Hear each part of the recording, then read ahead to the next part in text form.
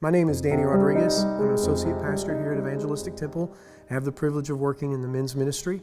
At Evangelistic Temple, our vision is believe, belong, and build. We believe that Jesus is Lord, that we have the privilege of belonging to His family, and we're called to build His kingdom. Of course, we're talking about building relationships and encouraging brothers in the Lord, and even sharing the gospel and seeing lives transformed and changed, and the kingdom of God being built that way. But it's also in a practical way as well, where I'll give you an example. We had some men that gathered together, loaded up, went down to Beaumont because of the flood situation, and actually went in and helped rebuild a home for a family that was there. It wasn't about just building, framing up walls. We're building hope in a family that's in dire need. So that building the kingdom can be reflected in many ways, and that is our desire in men's ministry, that we grow spiritually, that we build spiritually, but then we also affect a community in real practical ways as well.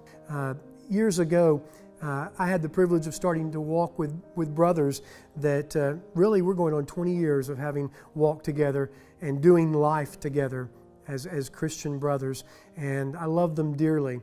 I think it's so important that men get together and just share their hearts with one another. There's nothing like sitting around a campfire and just opening up your heart with another brother that can stand with you and pray with you.